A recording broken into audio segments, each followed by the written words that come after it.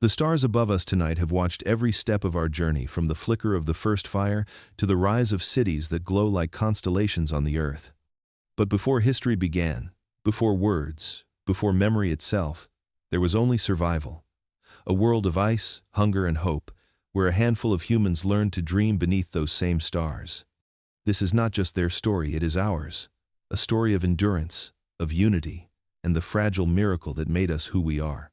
So before we begin, make sure to like this video, share it with someone who still believes in humanity's ancient light, and subscribe so these forgotten stories live on. Tell us where you're listening from tonight. Let's see how far the fire our ancestors lit still burns, as we return to the dawn of us, to the moment the human spirit first learned to rise. 100,000 years ago, Earth was a restless planet. Ice ruled the north, glaciers grinding across mountains, sculpting valleys that still bear their scars. Great sheets of frozen silence advanced and retreated with the patience of time itself. Between them stretched endless grasslands, cold deserts, and scattered forests where life clung to every opportunity. This was the late Pleistocene, a world raw, untamed, and alive with contrasts. The winds carried dust from the Sahara to the snows of Europe, storms carved new rivers, and seasons could mean the difference between life and extinction. Across this living canvas, early humans moved like whispers against the scale of nature. They were not alone. Mammoths roamed the tundra in slow herds, their tusks gleaming like ivory moons. Saber-toothed cats prowled the edges of twilight, while giant ground sloths tore leaves from ancient trees. Each continent told its own story of survival. Africa remained the beating heart of humanity's journey, a cradle still rich with food and warmth. Europe stood colder, harsher, ruled by the Neanderthals, stocky, resilient, masters of endurance. Farther east, the mysterious Denisovans watched from mountain caves, unseen yet unforgettable, their legacy written quietly into our DNA. The world's heartbeat then was rhythm and migration. Rivers and coastlines served as maps long before the concept of a map existed. People followed the movements of herds, the greening of valleys, the thaw of the ice. They carried only what mattered: fire, stone, and memory. The earth itself was both home and adversary.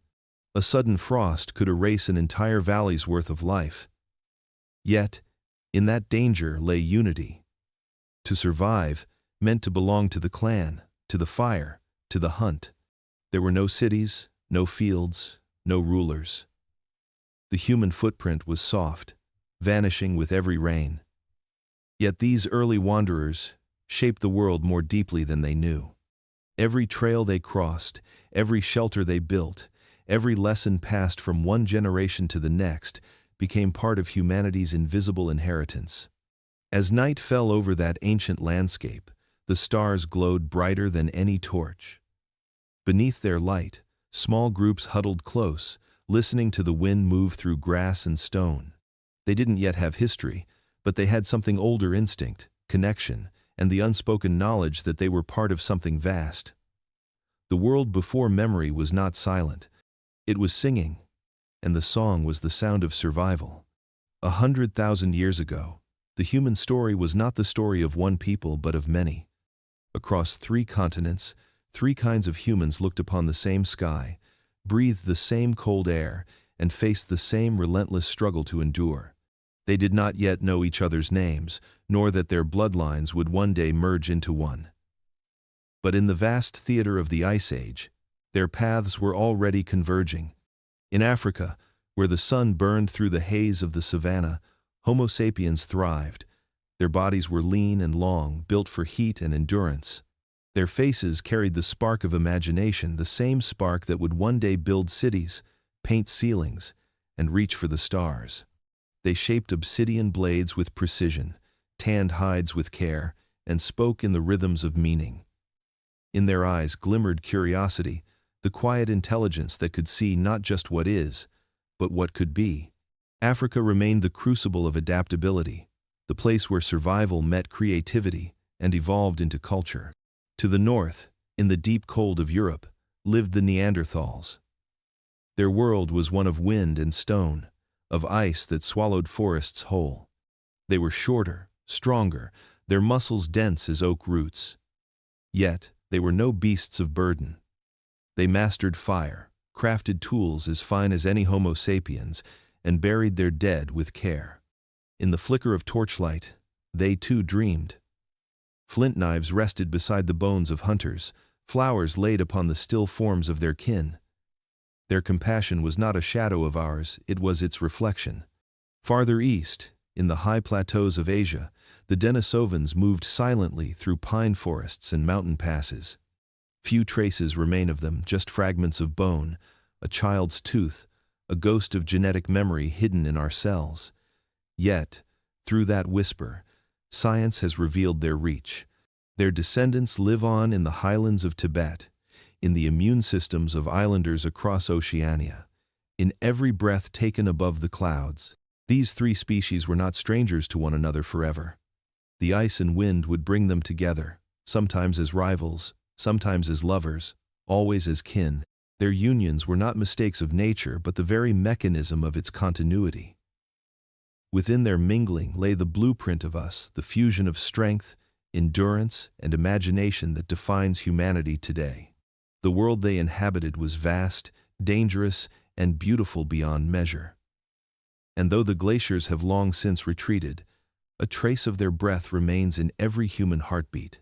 We are, all of us, the children of the ice. Fire was not humanity's first tool, but it was the one that changed everything. 100,000 years ago, when night fell upon the world, darkness was absolute. The cold crept in from the glaciers, and predators stirred in the unseen wild. But somewhere, amid the wind and silence, a small spark took hold, a flicker of red against the black. It was not born of sunlight or lightning, but of human will. That moment, when fire became ours, marked the beginning of something far greater than survival. It was the dawn of awareness. Around the flames, life transformed. Heat pushed back the killing frost, allowing humans to move into colder lands. Smoke drove insects and beasts away, turning fragile shelters into sanctuaries. Meat, once tough and dangerous to eat, became safe, nourishing, easier to digest. Fire made more than warmth, it made time. The hours once lost to fear and darkness became hours of gathering, teaching, and remembering. In the glow of that light, the first stories were born. The crackle of the fire became the heartbeat of community. Its rhythm shaped the earliest language, its circle the first classroom. Here, lessons were shared not through writing, but through rhythm, tone, and gesture. The young learned to recognize tracks and winds, to understand the stars, to carry memory forward. Around those fires, knowledge stopped dying with its keepers. It began to live between generations. But fire was more than a tool, it was a mirror.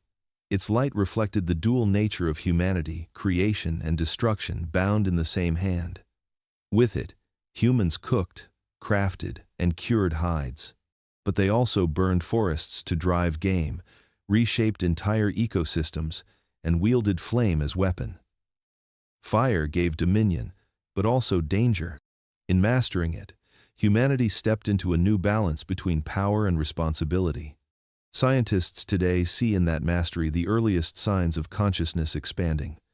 Firelight extended the day, giving time for thought beyond survival. Some anthropologists call it the first theater of the mind. Under that dancing glow, imagination awakened. The shadows on the cave wall were not just shapes. They became stories, ancestors, spirits, and dreams. Every spark that burns today in a hearth, a candle, or a city skyline traces its ancestry back to that ancient blaze. Fire was our first companion and our first creation. It taught us that the world could be shaped, that darkness could be challenged, and that light, once kindled, could carry across generations. The night was no longer an enemy. It had become the canvas upon which humanity first began to think. Long before the first city rose or the first plow touched the earth, the real revolution began in silence with the click of stone striking stone. 100,000 years ago, in the hands of early humans, raw rock became purpose. What began as instinct evolved into design.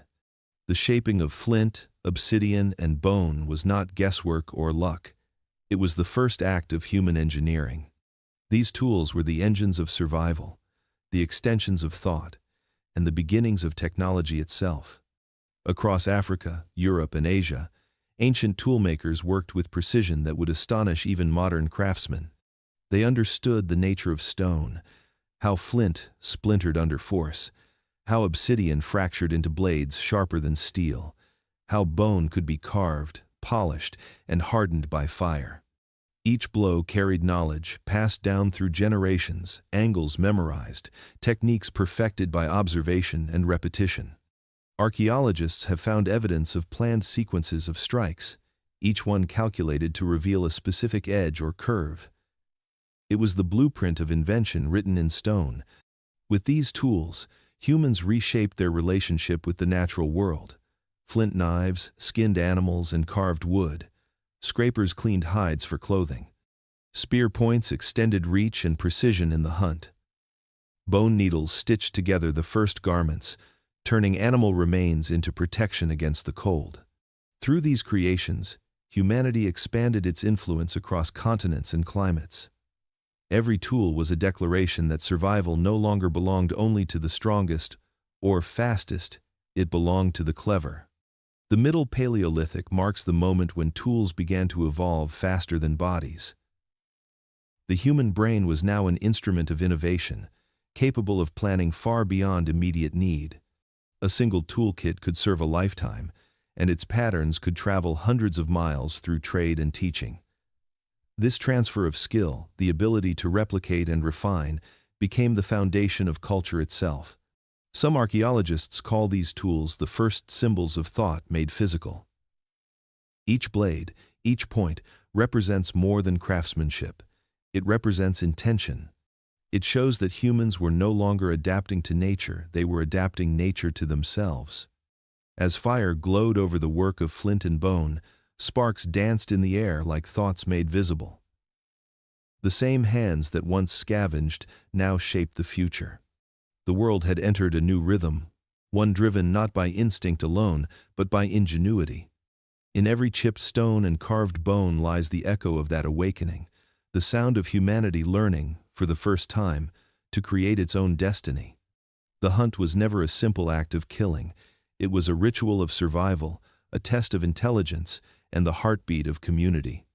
100,000 years ago, across the African savanna and the frozen plains of Ice Age Europe, the world was ruled by animals larger, faster, and stronger than any human. Yet, somehow, we endured. Not because of claws or fangs, but because of something far more powerful: cooperation. On the open grasslands, survival required strategy. Early humans watched the movements of herds, the way astronomers later watched the stars, reading patterns invisible to predators. The flick of an ear, the turn of the wind, the tremor of hooves on the ground. These were the languages of the hunt. No single person could take down a mammoth or an aurochs. But together, with timing and trust, they could shape chaos into order. Archaeological evidence from sites like Olorgesailie in Kenya and La Côte de Street Breled in Jersey reveals a striking truth. These were not random attacks or opportunistic chases, they were planned operations. Hunters positioned themselves with precision, using terrain and wind to corner their prey. Spears carved from fire-hardened wood or tipped with stone were thrown not in desperation but in rhythm, each strike coordinated through silent understanding. The hunt was choreography, every movement counted. It was also communication's first great test. Before words, there were gestures, looks, and shared intent. The ability to anticipate another's actions became as vital as the spear in hand. This was the birth of empathy, of teamwork. Through hunting, humanity learned to think as one mind, to act as one body. Cooperation was not just practical, it was evolutionary. Those who worked together survived. Those who did not vanished. The rewards of a successful hunt rippled beyond the moment of the kill. A single animal could feed an entire group, its meat shared according to need, its hide turned to warmth, its bones shaped into tools. Around the fire, as smoke curled into the night, the hunt became story, a retelling that passed knowledge from the experienced to the young. It was not just about strength or bravery, but about patience, observation, and respect for the balance between hunter and hunted. Modern science now suggests that the social and cognitive bonds forged during these hunts helped shape the human brain itself. Strategy, cooperation, anticipation. These were the building blocks of thought. The savanna and the tundra became classrooms, and the hunt became our first teacher. In those vast landscapes, where wind carried the scent of life and death in equal measure, humanity learned a truth that still defines us. Survival was never about domination. It was about connection. The hunt was not cruelty, it was communion, a shared act that bound humans to one another and to the world that sustained them.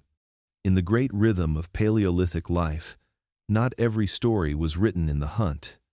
Most of humanity's survival unfolded in quieter moments in the gathering grounds, beneath the shade of acacia trees or along the forest edge where roots and fruits waited to be found.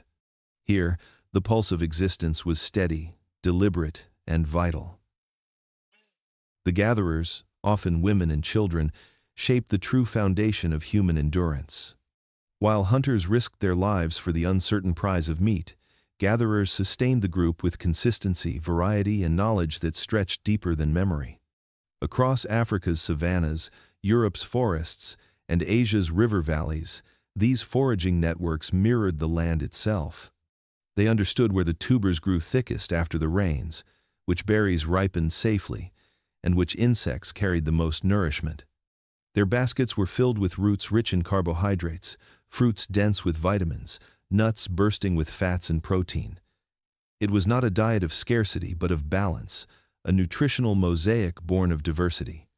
Scientists now know that Paleolithic foragers consumed hundreds of different species of plants each year, far surpassing the limited variety found in most modern diets.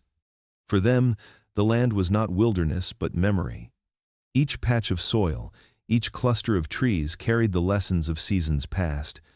A successful gatherer read the earth as one might read a book, recognizing stories written in color, scent, and sound.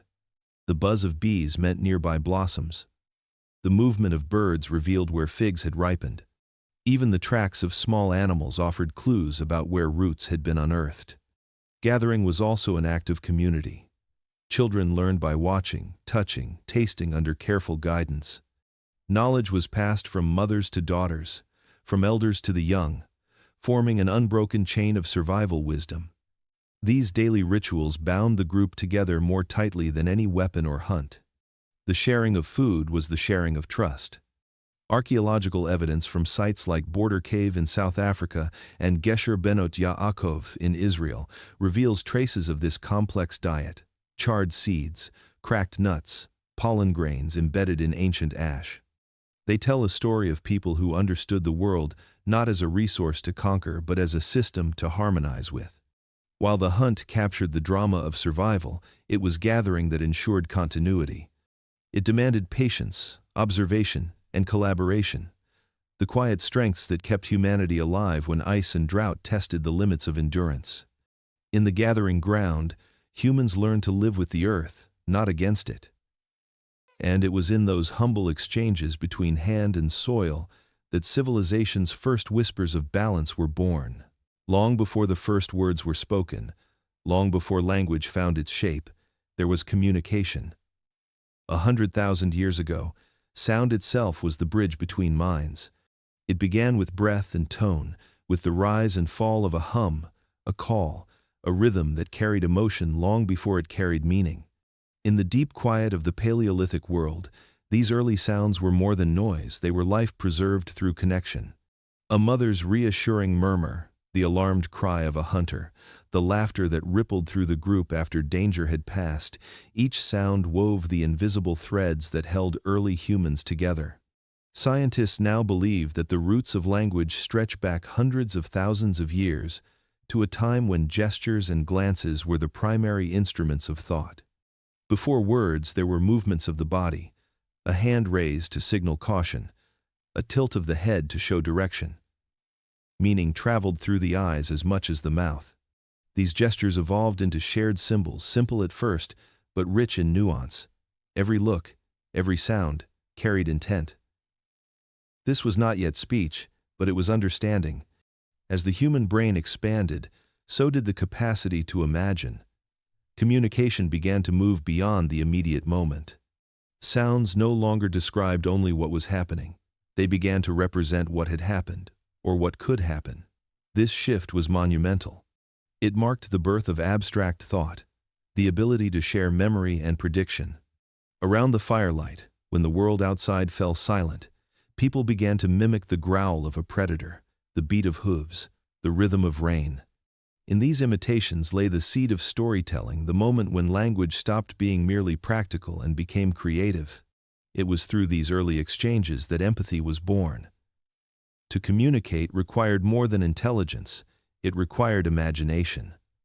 To send a message, one had to sense how another might receive it. The ability to feel what another felt transformed communication into culture. Archaeological traces, painted hands on cave walls, rhythmic marks on bone are the earliest echoes of this mental awakening. They suggest that the human mind had begun to externalize its inner world, turning thought into symbol. Language, as we know it, would take millennia to form, but its foundation was already laid in those shared murmurs beneath the stars. Every conversation today, every song, every story told, is the continuation of that first great dialogue between sound and meaning. The world before words was not silent. It was alive with intention, the heartbeat of humanity learning to speak its soul. In the glow of firelight, the human family was born. Long before walls or written laws, survival depended not on strength alone but on belonging. 100,000 years ago, across the shifting landscapes of the Paleolithic world, small clans of 20 to 50 people moved together like living constellations, each member a vital point in a fragile design. Around the fire, they found warmth, safety, and something far deeper: identity. The circle was more than a place to eat or rest. It was where humanity first learned what it meant to care. Archaeological evidence paints a portrait of remarkable compassion among early humans. At sites like Shanidar Cave in Iraq, the remains of a Neanderthal man show that he had lived for years despite severe injuries, blind in one eye, missing an arm, crippled by a damaged leg. He could not have hunted or gathered alone. Yet he survived, sustained by others who must have fed, sheltered, and protected him. Nearby, pollen traces in the soil suggest that his body was laid to rest upon a bed of wildflowers. Whether deliberate or instinctive, such acts reveal that empathy existed long before civilization. The fire circle was where these bonds took form. Children played at the edge of the light, learning through imitation and curiosity. Elders, though frail, were not discarded but revered as living libraries. They carried the memories of seasons, migrations, and sacred paths. Their stories, spoken through gesture and tone, guided the young and shaped decisions that could mean the difference between life and death. It was within these exchanges that culture began to take root. The knowledge of stonecraft, of hunting grounds, of edible plants and shifting skies was passed on in whispers and rhythms that kept the past alive. Around those flames, each role within the clan carried meaning. Hunters, gatherers, healers, and storytellers worked in harmony, their tasks interwoven. There was no concept of ownership, only contribution. Every success and loss belonged to all. When sickness came, the group did not turn away. They tended to the weak, shared scarce food, and watched over the dying. Compassion was not sentiment, it was strategy, an understanding that humanity's strength lay not in the individual, but in the collective will to endure together. As darkness deepened beyond the circle, the fire reflected on faces carved by labor and time. The smell of smoke clung to their skin, mingling with the scent of earth and ash. Here, in the simplest act of sitting together, of feeding one another, of remembering the fallen, the essence of humanity revealed itself. The clan and the fire were one, the first society, the first community, the first heartbeat of civilization. In their warmth flickered the beginning of everything we would one day become. Long before the first temples rose, Before music echoed through stone chambers or symbols were carved into clay, art was already alive, beating softly in the pulse of the Paleolithic world. It did not begin as decoration or leisure, but as an instinct woven deep into survival itself. Around 100,000 years ago, when humanity still lived close to hunger and fear, people began to leave traces of imagination on the world around them. They crushed red ochre and smeared it on skin and stone. They strung shells and animal teeth into necklaces. They carved shapes into bone and ivory, not merely for function, but for meaning. In those gestures, beauty became a weapon against the void. The earliest art was not made for galleries or praise. It was made to remember, to belong, to believe. Across the African continent, archaeologists have uncovered fragments of ochre engraved with crosshatch patterns, simple lines, yet deliberate, repeated, intentional. At Blombos Cave in South Africa, one such piece is dated to about 75,000 years ago, predating what we once thought of as civilization by tens of millennia. Its markings serve no practical purpose, yet their precision reveals thought, awareness, and something more: symbolism. These lines were not random scratches. They were the first whispers of imagination finding form. From pigment came ornament. Beads made of shells from the coast were found hundreds of miles inland, traded or carried across generations. They spoke of connection, of community that stretched beyond a single group or valley. A bead was not only beautiful, it was proof of belonging. To wear it was to declare identity, to say, "I am part of something larger than myself." This sense of shared expression bound people together, turning fragile groups of foragers into societies with roots in meaning and myth. The caves of Europe tell a later chapter of this story. In the darkness of places like Chauvet, Altamira, and Lascaux, humans painted not to pass time, but to speak with the unseen.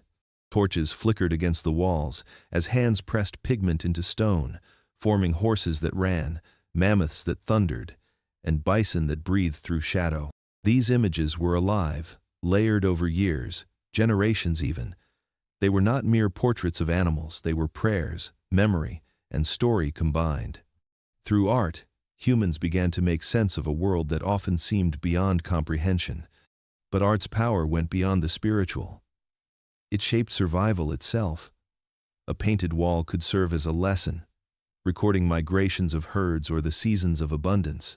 Carvings and pigments communicated identity between distant clans, forging alliances and reducing conflict.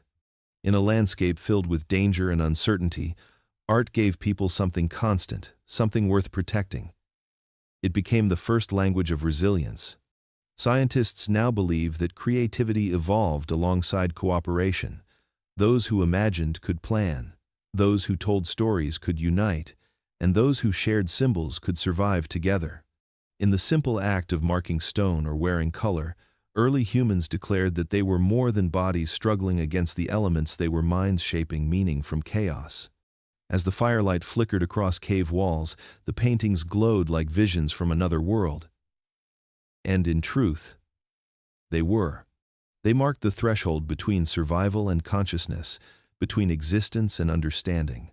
Every stroke of ochre, every carved line, was an act of defiance against oblivion, a promise that even in the harshest age, humanity would not only live, but remember.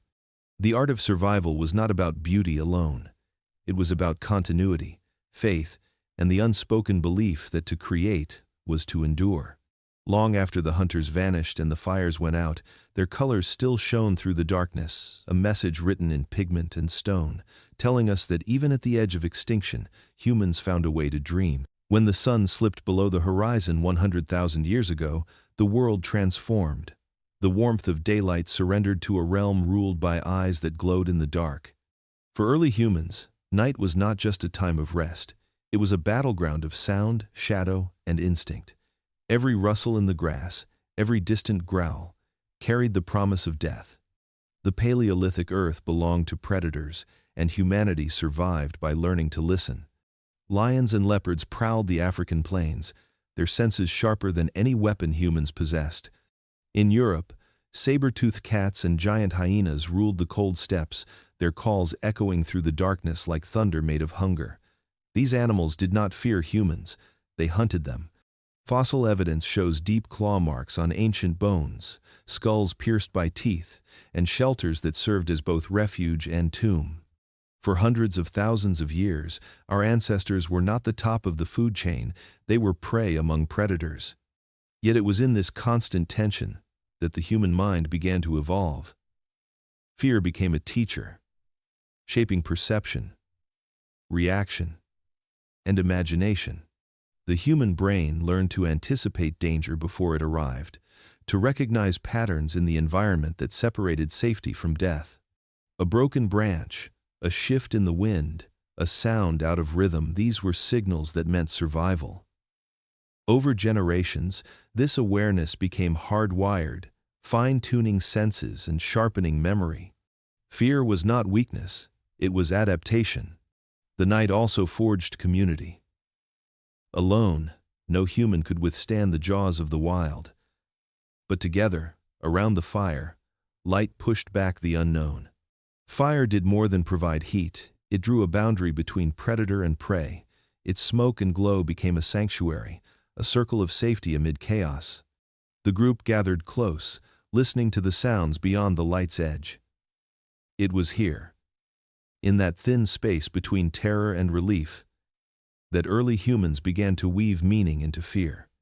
Anthropologists believe that the earliest myths and stories were born from this primal relationship with the night. Tales of unseen creatures and vengeful spirits may have served as lessons, a way to encode survival knowledge into memory. Fear was turned into narrative, danger into wisdom. It bound groups together through shared understanding. The darkness was to be respected, not ignored. The presence of predators also changed the physical landscape of human life.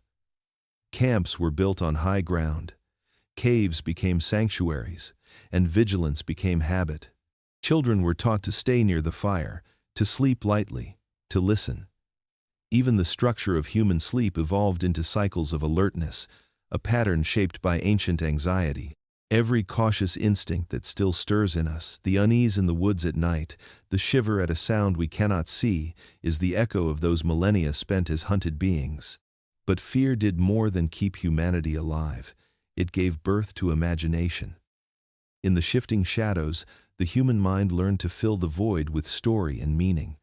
The rustle in the dark became a symbol, a force, a spirit. The predators of the Paleolithic world may have hunted the body, but they awakened the mind. When dawn finally broke and the fires dimmed, humanity emerged a little wiser, a little more connected, and infinitely more aware. The world's great hunters had taught their lessons well. In surviving them, humans learned not only to endure but to see, to sense danger before it struck, to imagine beyond the moment, and to transform fear into thought. The predators in the dark had forged the spark that would one day illuminate the world. 100,000 years ago, the earth belonged to giants. Across tundra, forest, and plain, life grew to enormous scale, a reflection of a planet still raw with primal energy. The Ice Age world was vast and unpredictable, a place where every horizon moved with muscle and breath. Towering mammoths trudged through snowdrifts higher than a man's shoulders, their tusks spiraling like ivory storms. Woolly rhinoceroses lumbered through the frost-bitten grasslands of Eurasia, their shaggy coats glittering with frost beneath the pale light of a distant sun. Herds of bison, darker than midnight, shook the ground as they moved, and in the shadow of these creatures, small figures, humans watched, learned, and survived. To live in the world of giants was to live with awe and fear. The scale of the megafauna dwarfed the fragile human frame, yet it also offered life itself. These colossal beasts were both threat and sustenance. To hunt one meant feeding a community for weeks. To misjudge one meant instant death. The earliest hunters learned not to confront strength with strength, but with strategy. They used the landscape as their weapon, pushing animals toward cliffs or marshes, surrounding them with coordinated precision. Archaeological sites, such as Dolní Věstonice in the Czech Republic and La Côte d'Ivoire, Burlade on the island of Jersey, preserve the remains of these hunts, the bones of mammoths stacked and scattered, evidence of deliberate planning.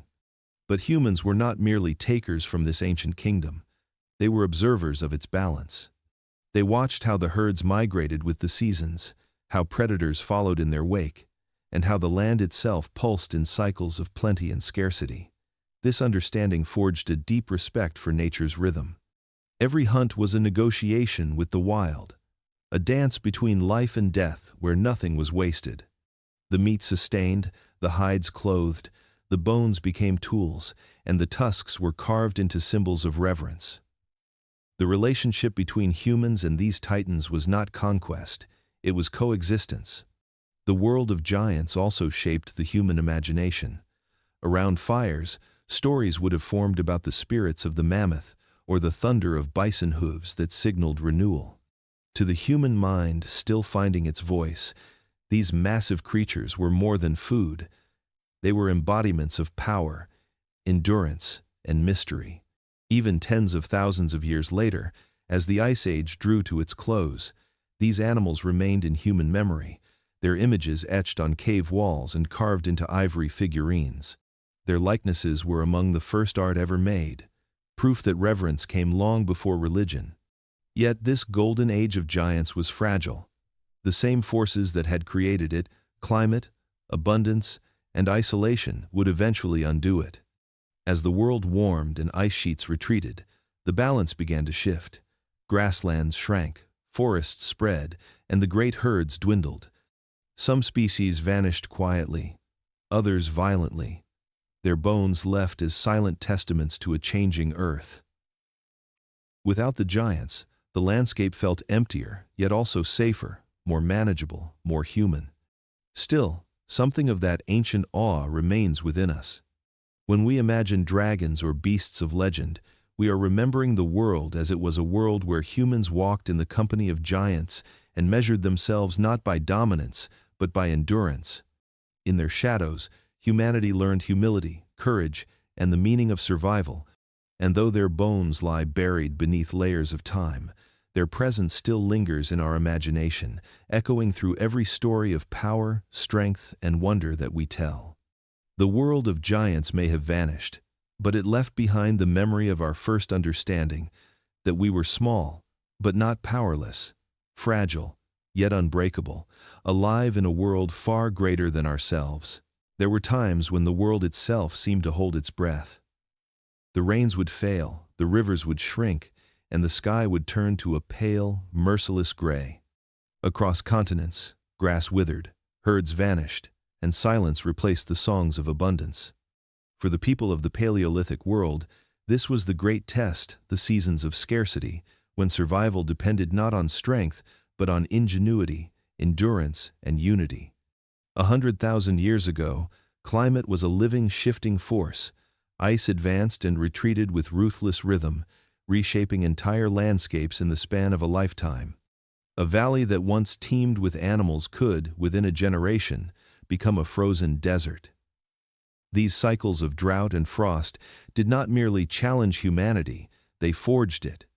When nature withdrew its gifts, humans learned to adapt, to innovate, and to rely on one another in ways no other species could. Scarcity became the crucible in which cooperation was born. In Africa, during long droughts, foraging groups followed the ghosts of ancient rivers, walking for days in search of edible roots or hidden waterholes. They learned to read the land as if it were a living text, the shape of clouds, the flight of birds, the faint green that meant moisture still lingered below the surface. Hunters who once pursued large game turned to smaller prey, trapping rodents, gathering insects, and harvesting shellfish along coasts and lakes. Adaptation was not optional. It was instinct. Farther north, as glacial winds swept across Europe, Neanderthals and early Homo sapiens faced winters that could last half the year. Food became memory, something earned through strategy and skill. They built shelters of bone and hide, stored meat in frozen soil, and burned bone for fuel when wood grew scarce. The archaeological record reveals the traces of these decisions: stone hearths blackened by years of use, piles of crushed seeds ground into paste, fragments of dried marrow split open for every drop of sustenance. Each mark in the earth tells the same story. When the world tightened its grasp, humanity refused to yield. But scarcity also reshaped the human spirit. In these hard seasons, community was no longer a choice but a lifeline. No one could face starvation alone. Food was shared, not out of generosity alone, but because survival demanded it. In many groups, the strongest hunters ate last, ensuring the young and the old endured first. Compassion was not weakness, it was a tool of endurance. This deep sense of cooperation, refined through generations of hardship, became part of humanity's genetic memory. It was the lesson written in hunger, that only together could life continue. Archaeologists have found evidence that innovation flourished most intensely during environmental stress. Stone tools became more complex, hunting strategies more coordinated, and symbolic expression, art, adornment, ritual appeared most often when times were hardest. It was as if creativity itself was the mind's answer to despair. To imagine a better future became as essential as food. Hope, in its earliest form, was a survival mechanism. Eventually, the seasons would change. The ice would melt, rivers would swell, and the land would breathe again. But those who survived the famine carried its memory with them. They told stories of the lean years, of the ancestors who endured, of the fires that burned through the coldest nights. Scarcity was no longer just a threat, it was a teacher. It taught humanity to move, to invent, to lean on one another when the world seemed to abandon them. Every modern triumph, every leap of technology, every act of solidarity traces its lineage to those ancient moments of desperation. When the earth grew silent and empty, early humans answered with the only resource that never ran dry: imagination. And through that, they endured the unendurable, transforming hunger into resilience and scarcity into the beginning of human strength. There comes a moment in every species' story when staying becomes more dangerous than leaving. For humanity, that moment arrived around 70,000 years ago. Africa, our first home, had nurtured us for millennia, but the world beyond called with a force stronger than fear. The planet was vast, filled with deserts, mountains, and oceans that seemed impassable. Yet, against every natural barrier, small groups of humans began to walk. They carried with them not just stone tools and fire, but memory, curiosity, and the unspoken hope that somewhere beyond the horizon, life might be easier. This was the Great Leap, the beginning of humanity's journey to every corner of the earth. The world they entered was both breathtaking and brutal. Northward, shifting climates turned grasslands into wastelands and rivers into dust.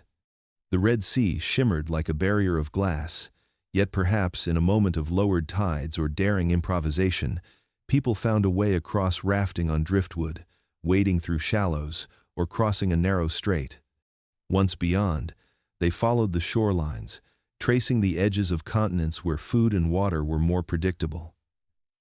Every step was a gamble between starvation and discovery. But humans, unlike any other species, carried something invisible that made them unstoppable, a mind wired for adaptation. From the coasts of Arabia, they spread eastward. Some moved through the Persian plains into South Asia, others pressed farther into the jungles and rivers of Southeast Asia, where monsoon rains replaced the dry winds of home. Archaeological traces in caves like Naya in Borneo and Majidbebe in northern Australia reveal that by 50,000 years ago, humans had already crossed open seas to settle new lands. These were not accidents. They were voyages of intention, acts of imagination that transformed the species from wanderers to world-makers.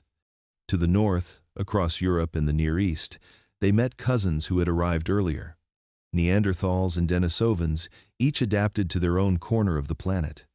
From them, humans learned and intermingled, sharing genes, tools, and traditions.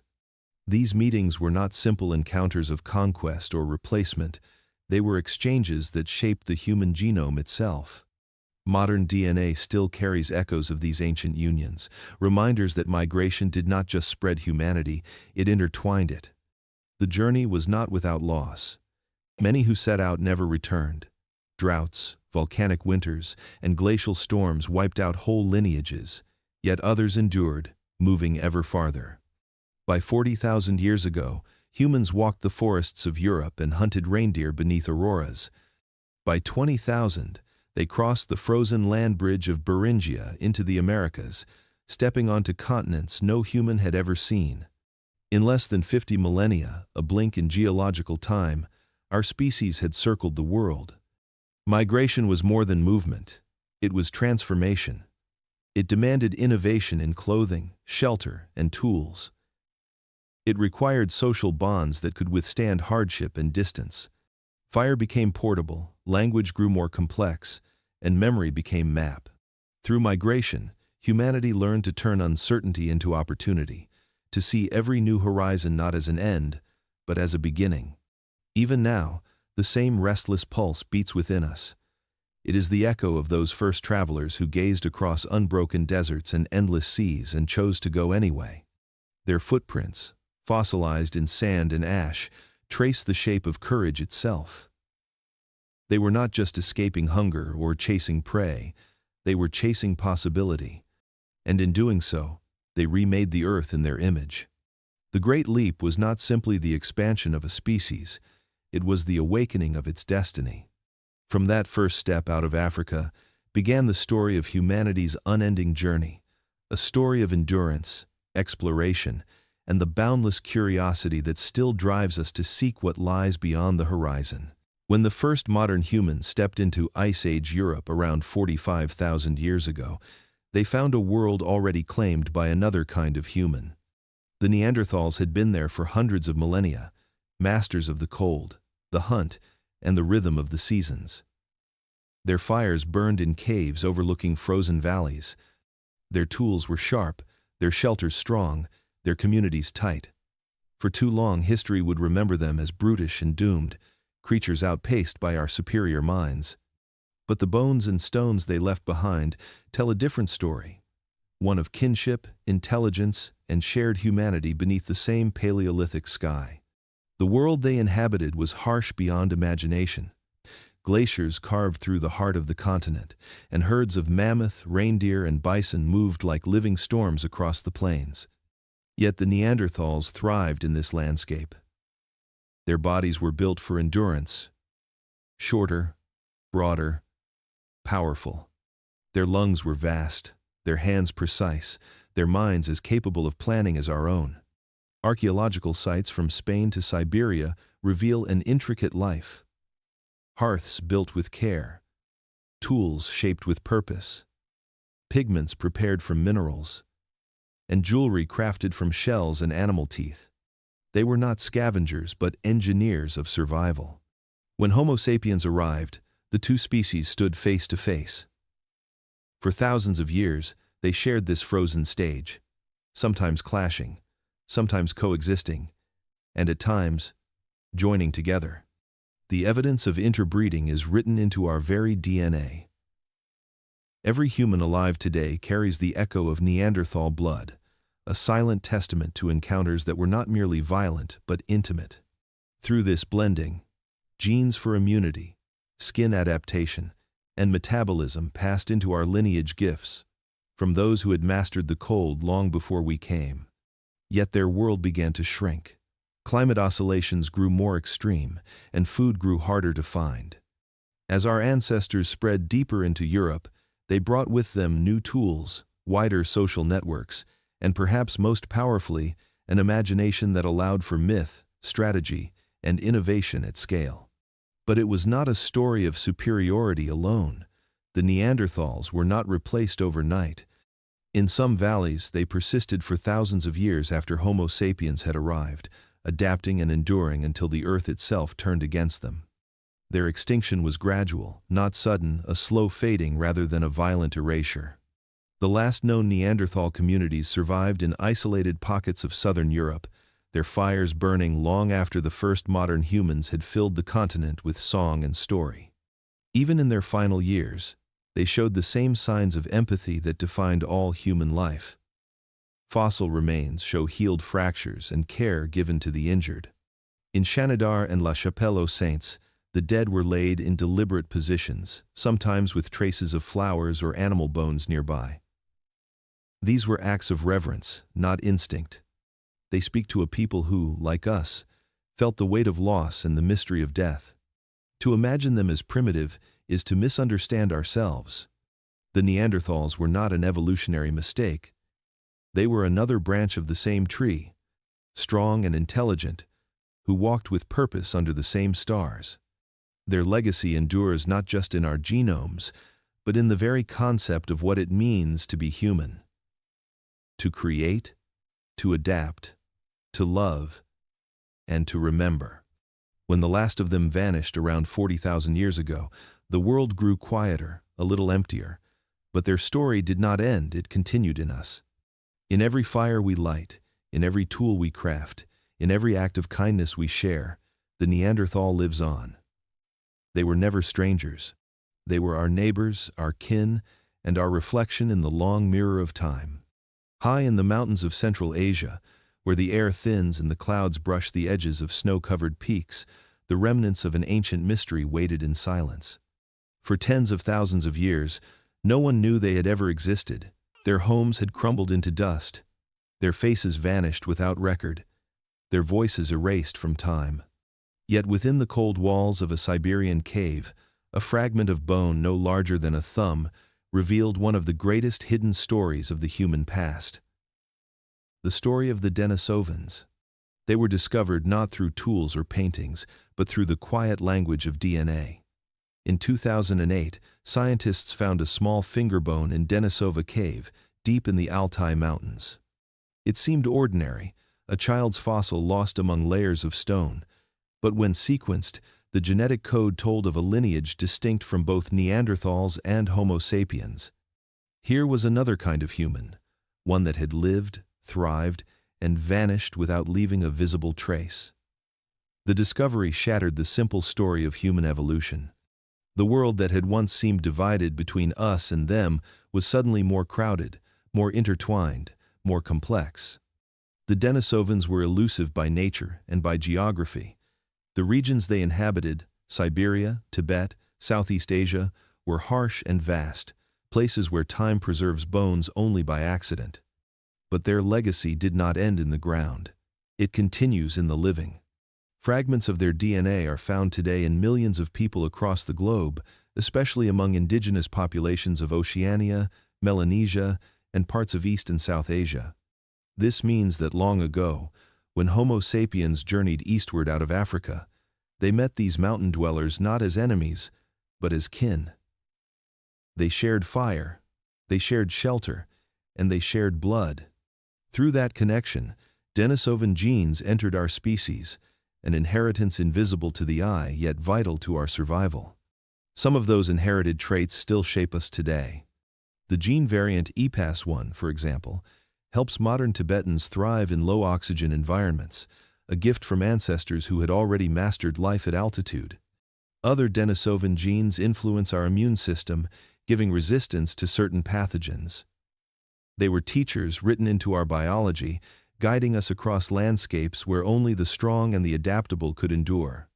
Though we know so little about what they looked like, glimpses are emerging through fragments of jawbones and teeth discovered in places as far apart as Siberia and the Tibetan Plateau. Their anatomy suggests a people built for endurance, broad-faced, strong-boned, adapted to the cold. But beyond physical traits, the Denisovans carry an aura of mystery. Unlike the Neanderthals, who left behind tools, dwellings, and art, the Denisovans left almost nothing tangible. Their absence is as haunting as their presence in our DNA is profound. They are the ghosts of prehistory, living through the people they helped shape. In the grand story of evolution, the Denisovans remind us that humanity was never a single path. Ours is a braided river of many currents, some visible, others hidden beneath layers of time. We are not the final product of one lineage, but the synthesis of many. The blood of forgotten tribes still flows through modern veins, their survival encoded in the breath of every person who climbs a mountain, endures the cold, or adapts to new horizons. Somewhere in those highlands, under the eternal snow, the wind still whispers through the same caves they once called home. The Denisovans are gone, but their secret endures, not in monuments or myths, but within us. They were never lost to history. They became part of it, forever carried in the quiet rhythm of our heartbeat, the living memory of an ancient people who walked the same earth and left their strength in our bones. Survival in the Paleolithic world demanded more than strength or cunning. It required mastery of the elements themselves. From the burning savannas of Africa to the frozen plains of Ice Age Europe, humanity faced a planet of extremes. Seasons swung violently, winds carved the earth, and cold could kill as swiftly as hunger. Yet humans endured, not by resisting nature, but by learning to live within it. Shelter and skin became their greatest inventions, the thin but vital line between life and extinction. In the beginning, there were caves, natural fortresses carved by time. They offered refuge from predators and storms. The walls of Chauvet and El Castillo still bear the traces of their presence: ashes from ancient hearths, soot marks from torches, the faint outlines of hands pressed into stone. These were not permanent homes, but sanctuaries, places of warmth and gathering when the nights grew cruel. Over time, humans learned to make shelter wherever they stood. On open plains, they built windbreaks of mammoth bone, rib cages turned into walls, covered with hides and anchored by stone. In tundra regions, they dug pits into frozen ground and roofed them with wood, earth, and snow. Each creation was an act of quiet defiance, a declaration that even in the harshest cold, humanity would not yield. Clothing, too, became an extension of survival. The earliest humans had lived mostly bare beneath the African sun, their skin adapted to heat and light. But as they ventured into colder lands, nakedness became peril.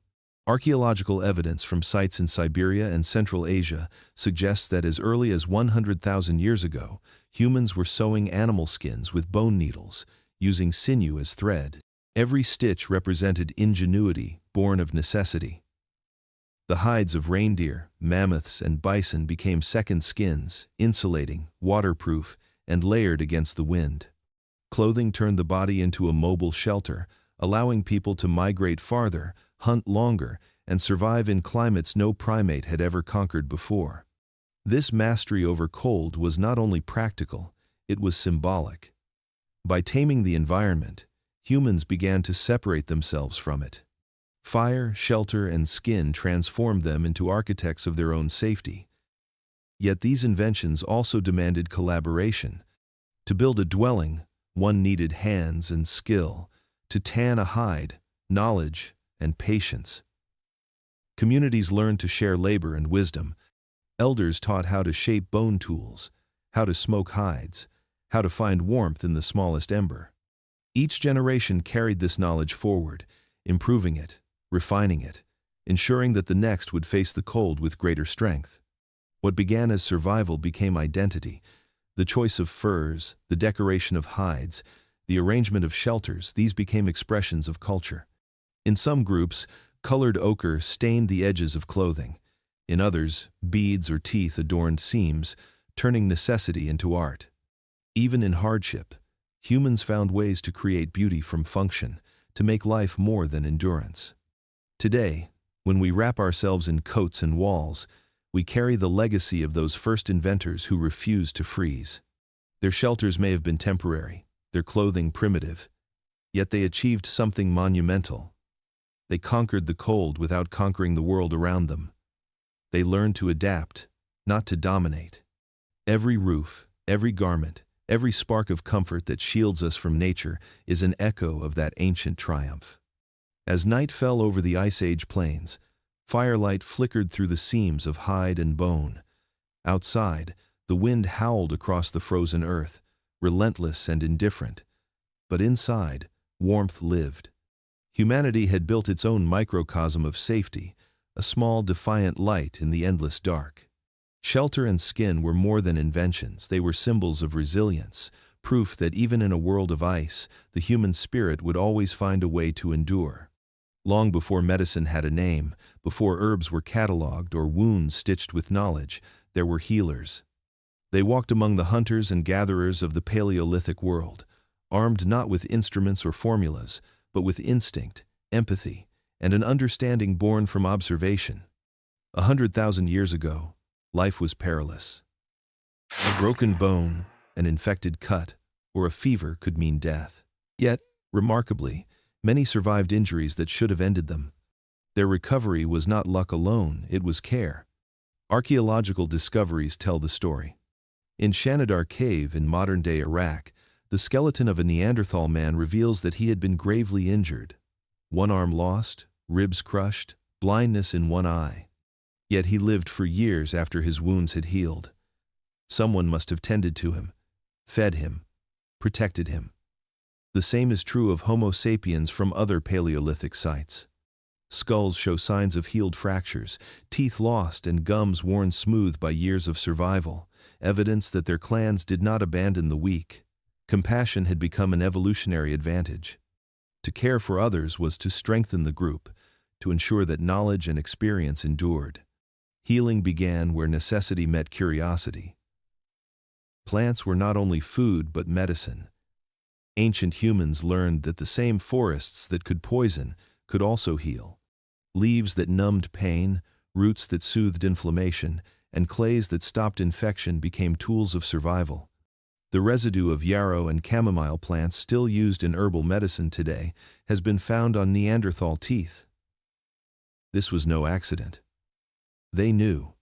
Through centuries of trial and error, observation and memory, the healers of the Paleolithic world built the first unwritten pharmacy of humankind. Their methods were as much ritual as remedy. To heal was to restore balance, not just to the body, but to the spirit. Around fires and within caves, chants and gestures accompanied treatment. A crushed leaf pressed against a wound was more than a medical act, it was an affirmation of hope. These moments, repeated across generations, planted the seeds of empathy, faith, and meaning. Healing became a shared ritual of humanity's growing awareness of its own fragility. The hunters, too, played a role in this balance. They brought back not only meat but also the raw materials of medicine: animal fats for salves, sinew for stitching, bones to grind into powders rich in minerals. Their closeness to death gave them a deep understanding of the body's limits and resilience. When they returned injured, the clan's survival depended on their recovery. Thus, the line between healer and hunter blurred. Both served life, one through the taking of it, the other through its preservation. The development of care changed more than biology, it transformed culture. Those who lived long enough to recover passed on their wisdom. They taught others what herbs to gather, what clays to use, what signs meant sickness or health. In this way, medicine became memory, passed down through the same oral traditions that carried myths and stories. Healing and storytelling grew together, both born from the same need to make sense of suffering and to protect the living from it. In these early acts of care, humanity's true intelligence revealed itself. The ability to hunt, to craft tools, to survive the elements, these were triumphs of adaptation. But the choice to stop, to tend a wound, to comfort pain when it gained nothing immediate in return, that was the birth of something greater. It was the awakening of empathy. Even now, when modern medicine carries us far beyond those primitive beginnings, its essence remains the same. The healer and the hunter are still within us, the instinct to protect and the drive to survive, intertwined as they have always been. The Paleolithic world gave us more than strength, it gave us compassion. And in that fragile balance between pain and care, humanity began to heal itself. In the Paleolithic world, food was not just sustenance, it was the foundation of morality, the first lesson in fairness, and the earliest expression of community. Long before laws were carved in stone or gods were named in prayer, there was a deeper, older covenant. To share what had been hunted. In the flickering firelight of the ancient plains, humanity began to define itself not by what it killed, but by how it divided the kill. Archaeological evidence reveals that early humans organized their lives around this act. When a great beast fell an aurochs, a mammoth, or a reindeer, the moment was more than victory. It was a ritual that reaffirmed social bonds. Hunters, gatherers, the young, the elderly, all played a role in the distribution. Meat was cut with stone blades, sorted, and passed from hand to hand in an order that reflected both respect and responsibility. The best cuts often went not to the strongest, but to the leaders, the mothers, the sick, or those who had done the work of preparation. Fairness was measured not by equality, but by balance. Everyone had to eat, because everyone had a part in survival. This sharing was the seed of society. Anthropologists studying hunter-gatherer groups today find echoes of that same ancient ethic: those who hoard lose status, while those who give earn trust. The Paleolithic hunters understood instinctively what civilizations would later write into law: that generosity strengthens a group far more than greed ever could. Cooperation was not kindness, it was strategy. A clan that shared endured longer than one that divided itself in envy or hunger. The shared kill also became a stage for communication and storytelling. Around the fire, as the smell of roasted meat filled the air, people relived the hunt in gesture and sound, transforming survival into narrative. Here, culture was born. Children learned courage through stories of the chase, while elders retold the lessons of past hunts: what worked, what failed, and how every success depended on unity. In these retellings, the kill became myth, and the act of sharing became sacred. But the significance went deeper still. Sharing food required empathy and foresight, the ability to imagine another's hunger, to feel its weight as one's own. This was one of humanity's earliest moral leaps. To give part of what you could keep meant thinking beyond the self, beyond the moment. It marked the transition from instinct to intention, from survival to society. The hand that passed food was the same hand that would one day offer help, make peace, and form alliances. Even the smallest gestures mattered. A scrap of meat given to a child, a marrow bone offered to an elder — these were not random acts of kindness. They were statements of belonging. The act of feeding another confirmed the invisible web of obligation and gratitude that tied one life to another. It was through such moments that humanity learned what it meant to be one people bound by need and choice. In time, this simple exchange would give birth to ceremony. Feasts became symbols of peace, offerings became symbols of faith, and the shared meal evolved into the first social contract. Before temples and kings, before oaths and promises, there was the fire circle and the distribution of food, a silent agreement that life was strongest when it was shared. Every time we gather around a table today, that memory returns in ways we do not see. The instinct to divide, to feed, to make sure others have enough, is a direct inheritance from those ancient nights when the fire glowed on faces filled with gratitude and relief. The shared kill was not merely about meat. It was about meaning. It was the moment humanity began to understand that survival was never a solitary act. It was a promise that the fire and the life it sustained belonged to all. Long before temples touched the sky or priests spoke the language of heaven, humanity's first prayers were whispered into the wind. They were not directed toward distant deities, but toward the living world itself. The mountains that loomed like sleeping giants, the rivers that never ceased to move, the beasts whose strength both sustained and terrified. The Paleolithic world was alive with mystery, and early humans stood within it not as masters, but as witnesses. In the flicker of torchlight against stone, the first gods were not imagined, they were seen. Inside deep caverns, far beyond the reach of daylight, humans painted what they revered. The walls of Chauvet, Altamira, and Lascaux are not merely art galleries. They are sanctuaries of faith. Herds of bison, mammoths, horses, and lions move across those ancient walls as if caught between worlds. Their creators risked descent into total darkness to bring them to life, carrying torches and pigments of red ochre, manganese, and charcoal. These paintings were not decoration. They were devotion. Each stroke of pigment was a plea to the unseen, perhaps to call the animals back each season, or to ensure that the spirit of the hunt remained in balance. The caves became the first cathedrals, where sound echoed like voices of the divine, and firelight made the painted beasts seem to move. As human awareness deepened, so too did the understanding of mortality. Death was no longer simply an end, it was a passage, a mystery demanding explanation. Archaeological evidence reveals some of the earliest burials more than 100,000 years ago.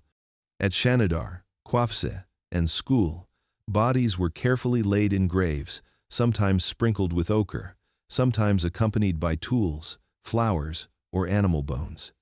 These gestures speak of love, fear, and awe. To bury the dead was to acknowledge continuity, to sense that life extended beyond its visible form.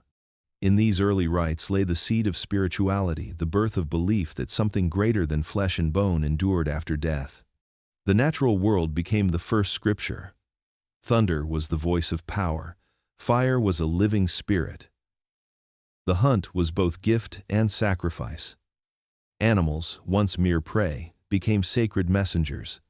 The lion, the bear, the eagle, each carried symbolic weight that transcended survival. To take their life was not an act of domination but of exchange. Hunters often painted their quarry on cave walls not to boast, but to honor, to apologize, to maintain harmony with the forces that governed existence. This reverence for the wild formed the foundation of human spirituality, long before the rise of organized religion. In time, symbols grew into stories. The moon became a guide for migration, the stars a map of ancestors watching from above. Firelight transformed shadows into spirits, and imagination gave them names. Around the communal hearth, these stories were told and retold, binding the clan with shared meaning. Each retelling shaped understanding of time, of fate, of the fragile boundary between the living and the unseen. Science today can measure pigments and carbon dates, but not the emotion behind them. Yet as we gaze upon the same handprints pressed into rock tens of thousands of years ago, we sense their purpose. They are signatures of connection, reminders that even then, humans sought belonging not just among each other, but within the cosmos itself. The first gods were not distant rulers in the sky, they were the pulse of the earth, the flicker of flame, the breath of wind, the gaze of an animal met in the forest. The sacred was everywhere, and humanity's role within it was humble and profound. To live was to participate in the great rhythm of creation and decay, to give thanks to the powers that made life possible. These early expressions of faith were not superstition, they were understanding, a recognition of our dependence on the wild and on one another. The echoes of that ancient spirituality still live within us. Every time we marvel at the vastness of the night sky or stand in silence before the untamed beauty of nature, we repeat the first prayer ever spoken. It is not a plea for favor or control, it is a whisper of awe, the same one that echoed through the caves of our ancestors when humanity first learned to see the divine reflected in the living world. The world of the Paleolithic was never still. It was a planet in motion, a restless stage of fire and frost that reshaped itself again and again. Ice crawled across continents, swallowing mountains and carving valleys. Forests turned to tundra, rivers shifted their paths, and entire species vanished as new ones appeared. To live through this age was to live in constant transformation. For early humans, the earth was both home and adversary, unpredictable, yet alive, demanding resilience from all who walked upon it. 100,000 years ago, ice covered much of the northern hemisphere. Massive glaciers, some towering higher than modern skyscrapers, pushed southward, grinding rock into dust and changing global climate patterns. The air grew drier, colder. In Africa and Asia, lakes shrank, deserts spread, and herds that once grazed across green plains migrated or died. The world was entering one of its most severe glacial periods, and with it came a test of endurance unlike any before. Those who survived did not do so by luck, but by adaptation. Humans had to become masters of change. When the great cold closed in, they learned to seek new refuges, valleys that caught the sun, caves that trapped warmth, coastlines where life clung stubbornly to the edges of the ice. When water disappeared, they followed the winds of the seasons, reading the earth as one reads a living map. Fire became more than comfort, it became defense, signal, and continuity. It allowed groups to migrate into territories where winter never ended, where the only light was flame and the only shelter was ingenuity. The evidence of their struggle and triumph lies scattered across continents. In Europe, the footprints of Neanderthals found in volcanic ash tell of survival in landscapes shadowed by eruption. In Asia, Ash layers mark the catastrophic Toba eruption 74,000 years ago, an event that may have plunged the planet into a global winter. Humanity nearly vanished, reduced to a few thousand individuals. Yet even then, our ancestors adapted. They learned to hunt smaller animals when herds thinned, to dig for roots when plants died, to turn scarcity into opportunity. Every generation that endured became stronger, smarter, and more inventive. Evolution was no longer a slow drift. It had become a race against the world itself. The changing earth shaped not only the human body but also the human mind. Hardship demanded memory, the ability to recall where rivers once flowed, which valleys thawed first, when the rains might return. It demanded planning, cooperation, and imagination. To anticipate the next change was to survive it. Over thousands of years, this constant pressure sculpted intelligence as surely as glaciers sculpted the land. The earth was not just our setting, it was our greatest teacher. Through flood and frost, fire and famine, humans learned an unspoken truth. Stability was an illusion. The only constant was change. Those who could not adapt vanished into the soil, remembered only through fossils and forgotten tools. But those who endured carried the story forward. From these survivors came the modern world, the wanderers who spread across continents, the thinkers who learned to see patterns in the chaos, the dreamers who found hope even as the sky grew dark with ash. When the ice finally began to retreat, the planet exhaled. Rivers returned, forests grew again, and the herds moved north, followed closely by humanity's patient footsteps. The scars of survival remained etched in both land and lineage. Our bones still remember the hunger, our instincts the cold, our curiosity the uncertainty that once ruled every dawn. The changing earth did not break humanity, it refined it. Through every catastrophe, we became more than what we had been. Creatures of adaptation, bearers of memory, architects of resilience. The glaciers may have melted, but the lessons they taught still flow through us like ancient rivers. That survival is not defiance of change, but harmony with it, and that every storm the earth has given us has shaped the species that now calls it home. 40,000 years ago, the world was quieter than it had ever been. The glaciers still breathed across the horizon, the mammoths still marched, and the stars still burned cold above the tundra. But something had begun to fade. Across Europe and Asia, the Neanderthals disappeared from their caves, the Denisovans vanished from their highland shelters, and the echoes of their fires grew dim. The earth had once been shared by several kinds of human, each adapted to its corner of the world, each shaped by the same ancient spark of consciousness. Now, only one remained. For generations, we imagined their disappearance as a conquest, a victory of modern humans over their primitive cousins. But the evidence tells another story, one written not in blood, but in time, in ice, and in chance. The Neanderthals were not defeated in battle. They were outlasted by the rhythm of the earth itself. As the climate shifted again, the forests of Europe thinned, and the animals they depended on moved away. Food grew scarce, winters grew longer, and small, isolated groups began to dwindle. The same intelligence that had once sustained them could not overcome the isolation that followed. With each passing millennium, their numbers fell until only traces of their lives remained in stone and ash.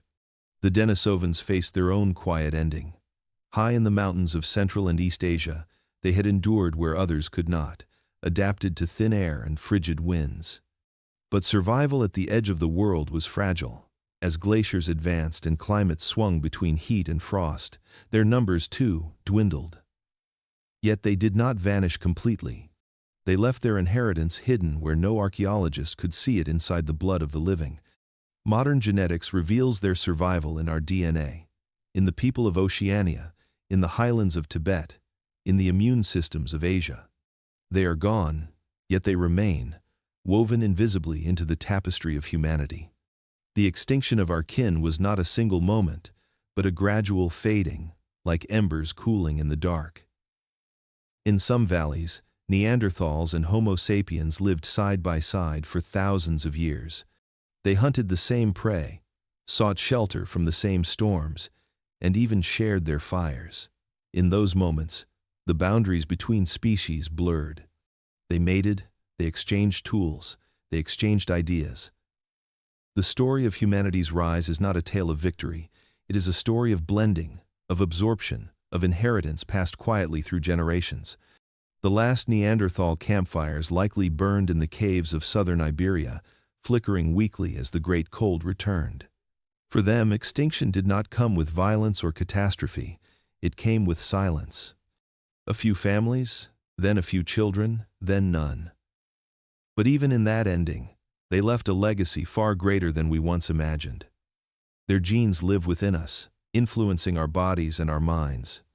Our resistance to disease, our capacity for endurance, perhaps even parts of our creativity, all may be echoes of their existence. When their fires finally went out, the world did not notice. The wind still moved across the plains, the ice still crept forward, and the sky still shimmered with the same indifferent stars. Yet in that quiet moment, something profound had changed. For the first time in history, only one human species walked the earth. The age of many had become the age of one. But this singular victory carried a shadow. In the loss of our kin, humanity gained dominance, but it also lost diversity, wisdom, and perspective. The Neanderthals and Denisovans were not failed experiments, they were alternate versions of what we might have been. Their disappearance reminds us that our story was never inevitable. We survived by chance, by adaptation, by the fragile cooperation that kept our ancestors alive through every storm. The vanishing of our kin was not the end of their story, it was the merging of it into ours. Their blood flows through our veins, their memory hums in our genes, and their silence lingers in the spaces between the stars. The last fires of the Neanderthals may have died, but the light they carried has never gone out. It burns still. In us. As the last great ice sheets began to withdraw, the world awoke to a new rhythm. Valleys once buried beneath glaciers filled again with rivers and grass. Forests crept northward, reclaiming what had been frozen wasteland, and into this changing landscape stepped a species now utterly alone. The Neanderthals were gone, the Denisovans had faded into memory, and the earth belonged to Homo sapiens, the final chapter in a story millions of years in the making. The retreat of the ice brought abundance, but it also brought transformation. Freed from the constant struggle against extinction, humanity began to look inward, to dream, to shape meaning from survival. The mind that had once been consumed by hunger and fear now turned toward creation. This was the dawn of symbolic thought, the moment when humans became not only builders of tools but builders of ideas. They painted animals on cave walls not merely to record what they saw, but to express what they felt, to give permanence to thought itself. Across Europe, Africa, and Asia, the evidence of awakening is written in stone, bone, and pigment. At sites like Lascaux and Altamira, entire walls pulse with life horses running, bison charging, hands pressed in red and black as if declaring, "We are here." In Africa's Apollo 11 cave in Blombos, abstract designs etched into ochre reveal an early sense of pattern and order. These were not idle doodles. They were the first architecture of imagination, a recognition that the mind could make the invisible real. Language, too, flowered during this time. For countless generations, communication had been gestures, sounds, and shared understanding. But now words took shape, carrying emotion and memory with precision. The ability to name transformed thought into legacy. Words allowed humans to describe what was not present, to tell stories of hunts, of ancestors, of the sky. Through speech, knowledge became collective. A skill learned by one could be shared by all. Culture began to accumulate like layers of soil, and within it, humanity found its voice. As minds expanded, so did the scope of imagination. The same creativity that painted bison on rock gave birth to myth. People began to ask questions larger than the hunt. Where did life come from? What lies beyond death? The answers became stories, and those stories became belief. The heavens filled with spirits, the rivers with meaning, the mountains with gods. In these tales, humanity wove itself into the fabric of the universe, giving purpose to an existence that had once been only survival. The world itself became a canvas. Tools grew more refined, art more intricate, music more deliberate. Flutes carved from bone-filled caves with melody, beads and pendants adorned the living, each color and pattern holding its own significance. Communities expanded, connected by trade, marriage, and memory. What began as small groups of foragers evolved into networks of culture stretching across continents. The human story had become not just biological, but creative, a story told in symbols, sounds, and dreams. For the first time, humans looked beyond their immediate needs and saw the power of continuity. They buried their dead with care, passed down knowledge to the young, and sought harmony between the seen and the unseen. The dawn of us was not defined by conquest, but by consciousness. The earth no longer shaped humanity alone. Humanity had begun to shape the earth in return. And yet, amid all their new creations, something ancient remained: a reverence for life, a memory of fragility. The fires that burned in their caves were no longer only for warmth. They were beacons of thought, of story, of identity. In their glow, humanity became the storyteller of the earth, the one species that could remember, imagine, and dream. From those first sparks of language and art rose everything that would follow: cities, science, faith, and civilization. The dawn of us was not a single sunrise, but a slow, radiant unfolding, the light of awareness spreading across generations. And in that light, the human journey truly began. The night sky has not changed. The same stars that burn above us tonight once shimmered over the grasslands of Africa, the tundras of Europe, and the mountains of Asia. They watched as our ancestors huddled beside their fires, whispering stories into the dark, their eyes filled with both fear and wonder. Those ancient watchers are gone, but their dream endures: the dream of life, continuing against all odds, of memory carried through time, of humanity finding its place beneath the endless heavens. For nearly 3 million years, countless generations of human hands have built, broken, and rebuilt a fragile existence upon this restless earth. From the trembling sparks of the first fire to the glowing cities of our modern world, each flame has been an echo of the same desire: to endure, to understand, to belong. We are the product of every hardship that came before us, every winter survived, every wound that healed, every question that lingered unanswered. The path that led to us was not carved by destiny, but by persistence, the quiet, stubborn will to live. When we look back upon the deep story of our species, it is not a tale of conquest, but of cooperation. The first humans did not survive by strength alone. They survived through unity. They shared food, they tended to the weak, they mourned the dead, and they dreamed together beneath the stars. The bonds they forged around the fire became the foundation of everything that followed: language, art, compassion, civilization. Our greatest achievement has never been our tools or our cities, but our ability to see ourselves in one another. The earth they knew was a world of ice and thunder, of danger and discovery. They faced a planet that changed without warning, that tested every limit of endurance. Yet, instead of retreating, they adapted. They became the bridge between nature and thought, between instinct and imagination. Their footprints now lie buried beneath layers of time, but their legacy lives within us, in our curiosity, in our resilience, in our endless pursuit of meaning. As the glaciers melted and the forests returned, humanity rose to meet the dawn of its own consciousness. We became storytellers, weaving the memories of our struggles into songs and myths, carrying the lessons of fire, stone, and survival across generations. Every tale told since the stories of gods, of heroes, of love and loss, can trace its origin to that first night, when someone looked up and wondered what lay beyond the stars. Tonight, when we lift our gaze to the same sky, we are not just looking outward, we are looking back. Every constellation is a bridge to the past, every flicker of light a reminder that we are part of something ancient and ongoing. The atoms in our bodies were forged in the hearts of long-dead stars. The breath we take is the same air once drawn by mammoths and Neanderthals. We are both new and eternal, a continuation of life's unbroken chain. The dream that began in the caves and open plains has not ended. It lives in our curiosity, in our compassion, in the questions we still dare to ask. Though we have walked far from the wild, we remain children of the earth, storytellers beneath the same endless canopy of light.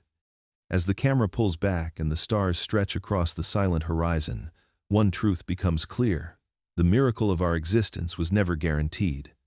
It was earned moment by moment, breath by breath, generation after generation. And as long as we remember the journey that carried us here, the dream beneath the stars will never fade.